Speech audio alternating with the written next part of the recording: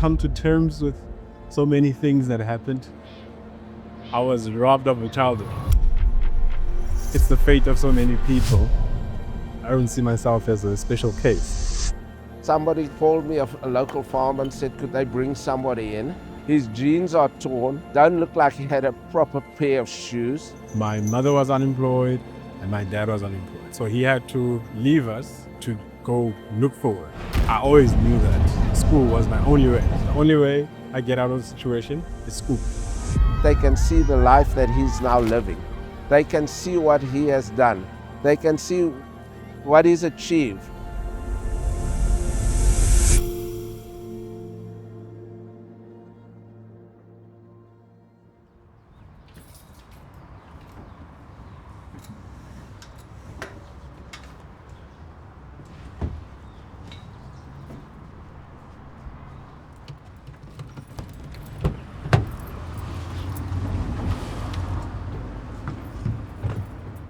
What's being said about the potential of South Sudan relapsing?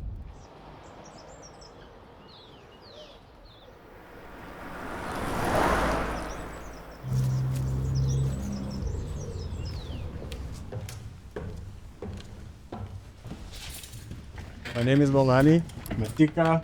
I'm from Stainsburg, small town in the Karoo. I've been working in PE as an architectural technologist for about 6 years now. 10 years if you include my studies. Did you always want to be an architect, Bongani?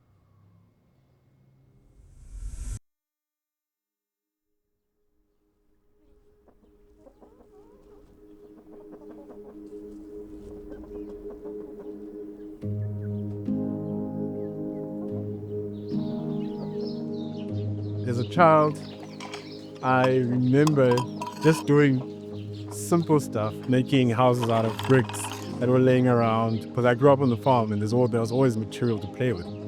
So I think it's always been there until about the age of 12. That's all I knew. As soon as my brain started developing, all I knew was living on the farm. So I didn't even know supermarkets. I remember one time at school, some of the kids asked me if I've ever been in a ShopRite. That's a common supermarket in South Africa. And I couldn't tell them what that is because my world has always been confined to the farm. So that's where I grew up. Then I moved to Stainsburg to go live in the township. So because we left the farm, my mother was unemployed and my dad was unemployed. So he had to leave us to go look for work. That meant I needed to grow up, kind of assume that man of the house position, because I had two younger brothers after me. How old were you when you had to become the man of the house? I think 12 years old. I was 12 years. I've come to terms with so many things that happened that I don't necessarily feel that sorry for myself anymore. Even though sometimes when I look back, I'm like, I was robbed of a childhood, but I couldn't really be a child.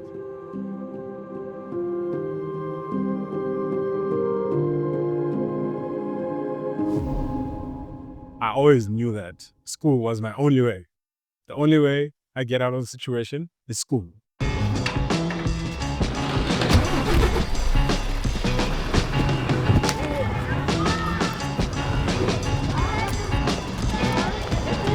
So I was quite a bright child in primary school, preparing for high school. And then when high school came, I got into all the schools that I applied to. The only problem was I couldn't afford any of them. Especially in my town, there wasn't another high school. The only high schools were out of town.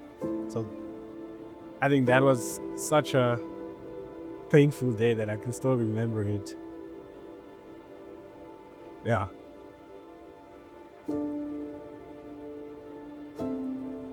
Yeah, but eventually, it worked out that I could go to high school.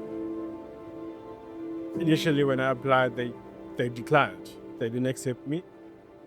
And it was mind-boggling for me because my marks were good.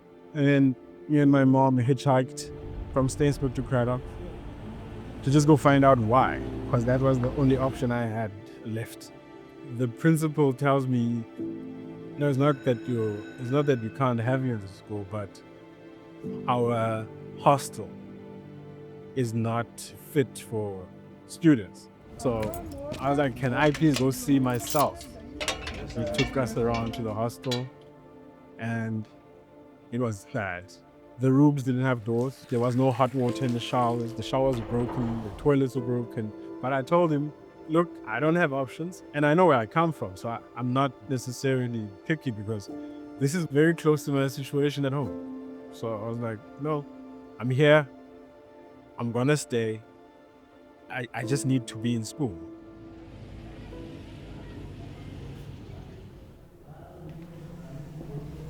Our room didn't have door to come in, didn't have covered doors. We at least had beds exactly like this. I had to go out into like one of the storage units here, find a door for the room, I hung the door, and with my some little money that I had to go buy a little cheap lock that you can put on there, nail it onto the door just so it can lock, because you'd lose your stuff in this place. The hammer that I used I took from my father's tools at home to come hammer these doors in and stuff. And then that same hammer we had to build a bridge for a school project. So I think that was probably the only time where I thought, oh, maybe I can become someone who built bridges, like an engineer or something. So I think that is literally the only memory I have of thinking ahead of just getting out of here. Oh, nee, dat weet dat weer eens ook. When it was time to go to university, I couldn't go. I had applied, but I had no idea how we could afford this.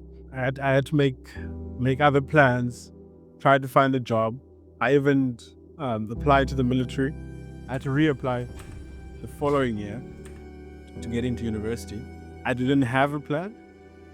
I just took a taxi to PE, to the university, and I went and I applied. And luckily I got in. Studied the first semester, not paying any fees, not paying any tuition. So when recess came around, we couldn't get our marks to apply for bursaries. I was kind of really stuck.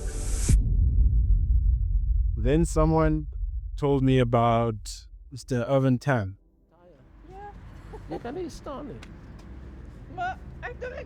Hi, I'm Irvin Tam. Born and raised in Cradock in South Africa, and very much involved in the Amy Bell Foundation. You know, I've had a lot of influence in my life. Firstly, from my grandfather, who came from China as a 15-year-old, going 16 and doing things for other people. And then we started doing this hunting thing, which was by accident, because we really bought our first ranch in 1995 for the love of the land. It was never expected that we would become outfitters. In 2007, Dr. Peter Nalos came to hunt with us, and he gave us some money. And he said, Irvin, see what you can do for the community with this money. So I gave this money to the local hospice, and feeling obliged to make sure that the money was well spent, I started to get involved. And I saw it was a total mishap. Nothing was going to happen. So I got involved, and that's how I started to get involved in the charity thing. And then a year or two later, the Bell family arrived on a hunt, Larry and Amy. So one day, Larry and Amy came along with Henriette, and some of us here to house across the road. Amy saw these kids, which were there in a little room, and Amy said, you know what, I think we need to do something about these kids. And she gave us some money, and that is really where this started to blossom. I was pretty much inspired by, firstly, Dr. Nalos, and then Larry and Amy, in particular Amy, to start our own foundation. And as we all know, unfortunately, Amy passed. And then we decided that we would like to honor Amy by naming our foundation after her, and I guess the rest is history.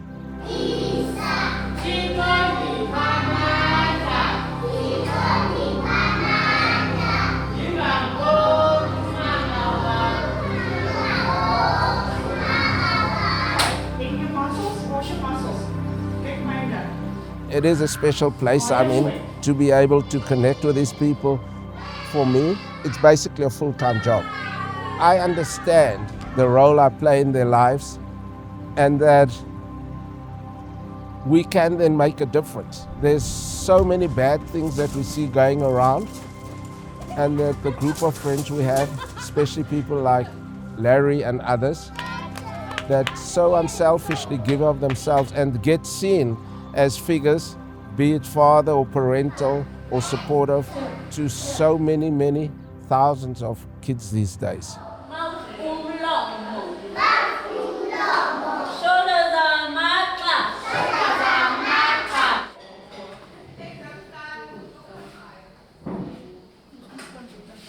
I can still recall the feeling I got when we first met and he asked me to just tell him about myself. Somebody brought Bongani to my office, and we'd been doing a little bit of stuff here in Cradock. We'd obviously started growing, and not all that much. We'd have maybe 30 kids that we were feeding. So Bongani comes in my office, he sits there, his jeans are torn, don't look like he had a proper pair of shoes. And I asked him, how can I help you?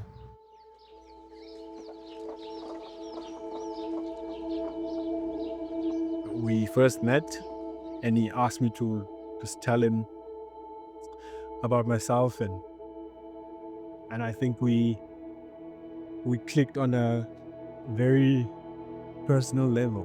He says he don't have a place to sleep, and he hasn't had, his school fees hadn't been paid either.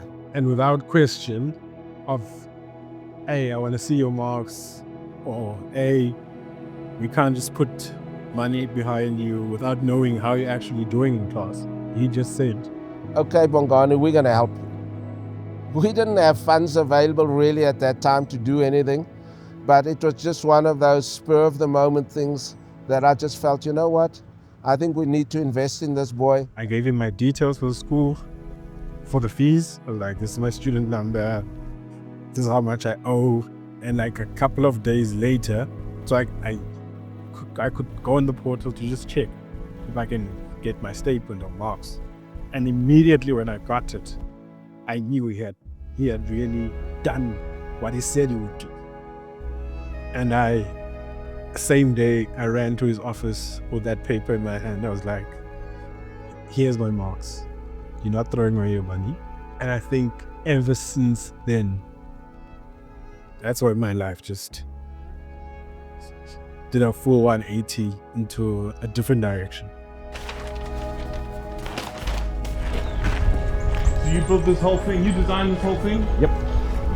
Very proud of it. Nice. It's nice to work on big projects. It's nice to work on projects with unlimited budgets, but projects like the one that we're sitting in now, where you create a space, you curate a space for the people of the community. A space they wouldn't otherwise have. After school, you get a lot of young children coming in and they get to do homework and they do drama classes. The kids from this education center even travel abroad for choir, for drama. If I could do this for the rest of my life, if I could replicate this in the communities that I come from, I think that would be the ultimate achievement professionally.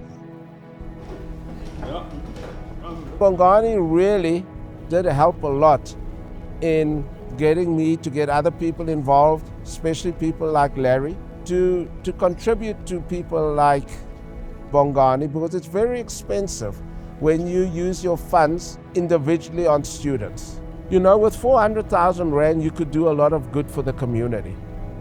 But you have to look at, like, you've changed the life of one person. And how special does that not be?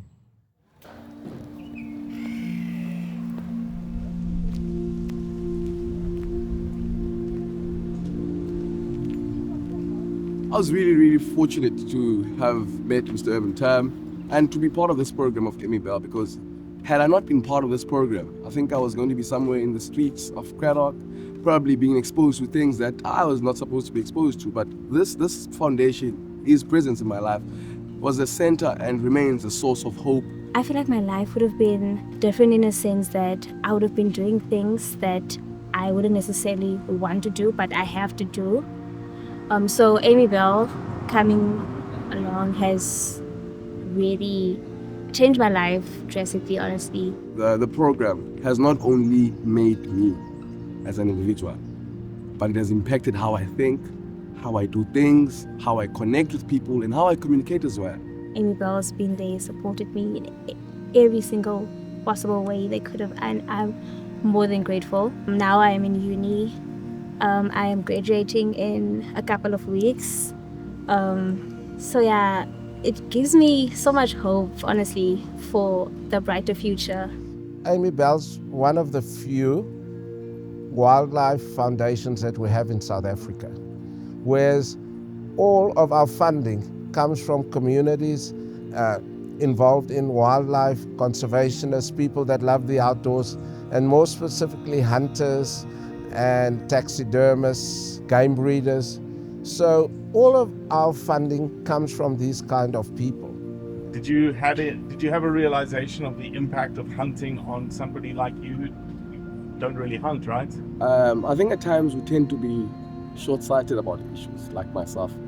Before I met you, before I met the hunting industry, I thought it was just about killing animals. It was just shooting, make biltong, we eat, it's over.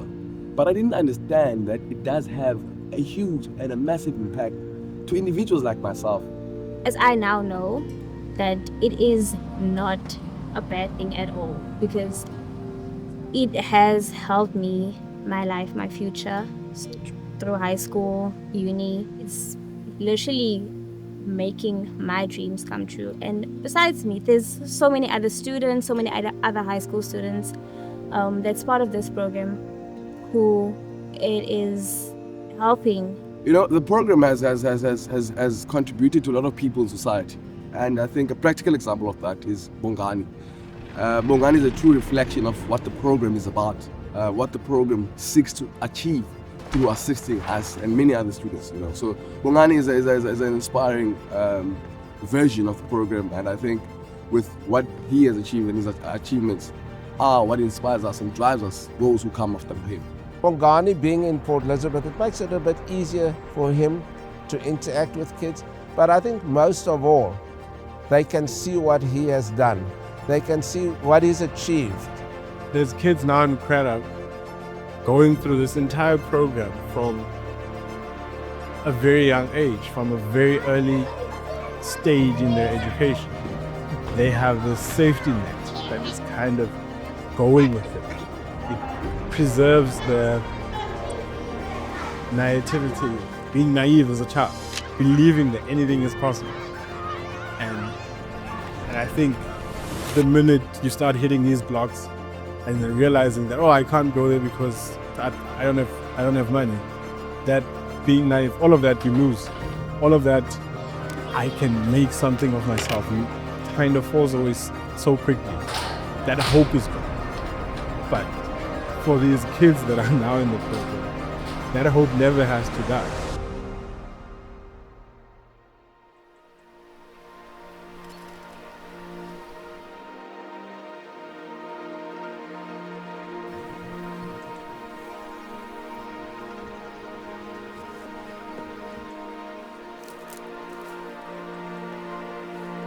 Yeah, no, it's unbelievable to be back in this setting where I grew up, where I spent most of my childhood. where I think maybe some of the building blocks in becoming an architect started. Yeah, it's unbelievable how far I've come. And I hope that those kids who are growing up in these settings can also be inspired and believe that whatever they dream of now is possible. They can walk in my footsteps.